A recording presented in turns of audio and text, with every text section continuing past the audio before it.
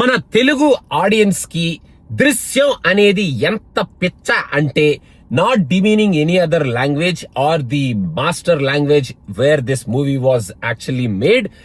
ఇక్కడ థియేటర్స్ లో నేను యాక్చువల్ గా కొంతమంది ఫ్రెండ్స్ తో మాట్లాడితే తెలుగు ఆడియన్సే తెలుగు స్క్రీన్స్ లోనే మొత్తం 90% occupancy, where Malayalam is a small screen with 60% occupancy లాగా ఆక్యుపెన్సీ ఉంది అన్ని చోట్ల అని వార్తలు వినిపించినాయి అనమాట.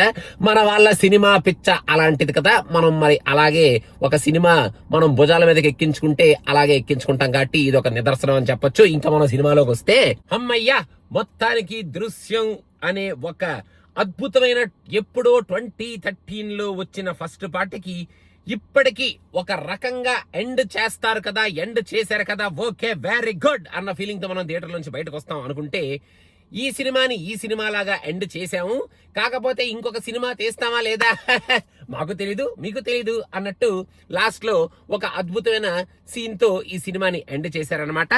ఇంకా ఈ సినిమాలో స్టోరీ కానీ ట్విస్టులు కానీ టర్న్లు కానీ ఎలా జరుగుద్ది ఏం జరుగుద్ది అనేది దృశ్యం కాబట్టి మనం ఈ దృశ్యం లాగా థియేటర్ లో చూడటమే మంచిది కాబట్టి మనం ఆ స్టోరీ గురించి అసలు ఎక్కడ మాట్లాడుకోవద్దు అనమాట. ఈ సినిమాలో ఈ పార్ట్ లో యాక్చువల్ గా మన ఫస్ట్ 2 పార్ట్స్ లాగానే ఆ స్టోరీ లేఅవుట్ స్టోరీ స్ట్రక్చరింగ్ జరుగుతూ ఉంటది. మనకి ఫస్ట్ హాఫ్ ఆఫ్ దిస్ మూవీలో ఏదో జరుగుతుంది, ఏదో వెనకాల ఎక్కడెక్కడో ఎవరెవరో ఏదో చేస్తున్నారు.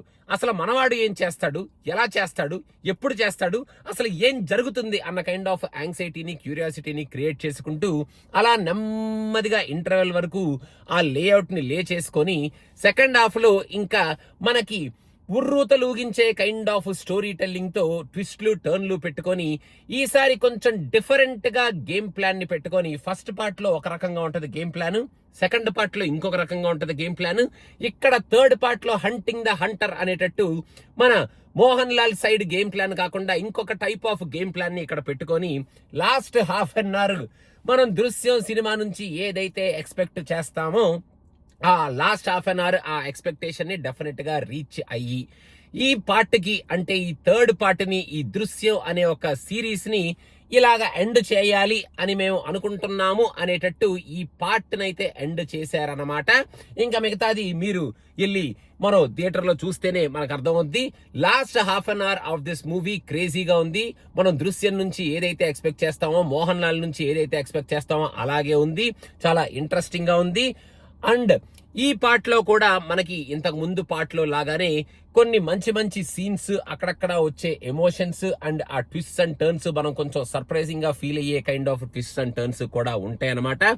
ఇంకా ఓవరాల్ గా ఈ స్టోరీని ఒక 3 పార్ట్స్ అంటే మోర్ దెన్ ఎ డెకేడ్ క్యారీ ఓవర్ చేసి ఇప్పటికీ ఆ ఇంట్రెస్ట్ ని అలాగే మనకి ఉంచినందుకు జీతూ జోసెఫ్ కి హ్యాట్స్ ఆఫ్ చెప్పాలి. అండ్ మోహన్ లాల్ గారు ఆ క్యారెక్టర్ ని ఒక డెకేడ్ నుంచి ప్లే చేస్తూ ఇప్పటికీ కూడా ఆ క్యారెక్టర్ లో జీవిస్తూ అసలు ఆయన కళ్ళతో ఆ యాక్టింగ్ ఎలా చేస్తాడో, అసలు ఆ ఎక్స్ప్రెషన్స్ ఎలా పలికిస్తాడో, ఆయనలో ఉన్న పెయిన్ ని ఆ ఫ్యామిలీని నేను ఎట్లయినా సరే ఏదైనా చేసి కాపాడుకోవాలి అన్న కైండ్ ఆఫ్ ఆ కసిని సూపర్బ్ గా జస్ట్ డైలాగులు, అరవడాలు, కేకలు పెట్టడాలు ఏమీ లేకుండా ఎక్స్ప్రెషన్స్ తో ఎలా చూపిస్తాడు అనేది మాత్రం the great actor Mohan Lal గారికి దండం పెట్టేటట్టు ఆయన యాక్ట్ చేశాడు. ఇంకా మిగతా ఆర్టిస్టులు మన మీనా గారు and the both daughters and all the other remaining characters which we see in the first part and also the second part ఈ సినిమాలో మనకు కనిపిస్తూ ఉంటారు. నాది ఒక చిన్న అడ్వైస్ ఏంటంటే ఒక్కసారి సింపుల్ గా అలా దృశ్యం 1, 2లోకి వెళ్ళి మెయిన్ గా మలయాళం చూడాలనుకునే వాళ్ళు మలయాళం వర్షన్ లోనే వెళ్ళండి. ఆ మలయాళం 1, 2లోకి వెళ్ళి ఆ క్యారెక్టర్స్ రిఫ్రెష్ ఒకసారి చేసుకోండి. ఎందుకంటే సడన్ గా కొన్ని క్యారెక్టర్స్ వస్తూ ఉంటే ఆ క్యారెక్టర్స్ వీళ్ళు ఎక్కడ చూసామో చెప్పమా, ఎక్కడ కనిపించారో చెప్పమా అని మనం కొంచెం ఆలోచించుకునేటప్పటిగా ఒక 2-3 సీన్లు అయిపోయే కైండ్ ఆఫ్ టైం అలా మనం ఆలోచించుకుంటూ ఉంటాం. నేను కూడా అలా 2-3 క్యారెక్టర్లకు ఆలోచించుకోవాల్సి వచ్చింది. బట్ ఆ క్యారెక్టర్ ఒకసారి మనకి వెలిగిన తర్వాత కనెక్ట్ అయిన తర్వాత ఊరిని అమ్మ వీడా అనుకునే కైండ్ ఆఫ్ ఎక్సైట్మెంట్ మనలో క్రియేట్ చేస్తారనమాట. అలాంటి క్యారెక్టర్లు మనకి ఫస్ట్ 2 పార్ట్స్ నుంచి వస్తారు కాబట్టి ఒకసారి మెమరీని రిఫ్రెష్ చేసుకోండి. ఇంకా ఓవరాల్ గా మీరు దృశ్యం అనే ఈ పార్ట్ 3 నుంచి ఏదైతే ఎక్స్పెక్ట్ చేస్తారో అది మనకి బాగానే ఇస్తారు.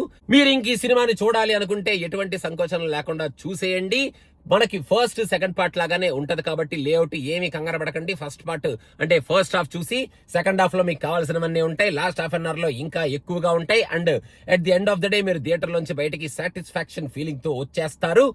అండ్ ఇంకా మిగతాది మనం తర్వాత మాట్లాడుకుందాం. ఇంక ఇది రివ్యూలో మనం ఇంకా ఎక్కువ ఏమి మాట్లాడుకోవద్దు. మనం స్టోరీ ఎక్కడ బయట పెట్టేసి మీ ఎక్స్పీరియన్స్ ని పాడు చేసేస్తానని భయంగా ఉంది కాబట్టి ఇక్కడతో నేను ఆపేస్తాను. Please to subscribe to cinema పిచ్చా.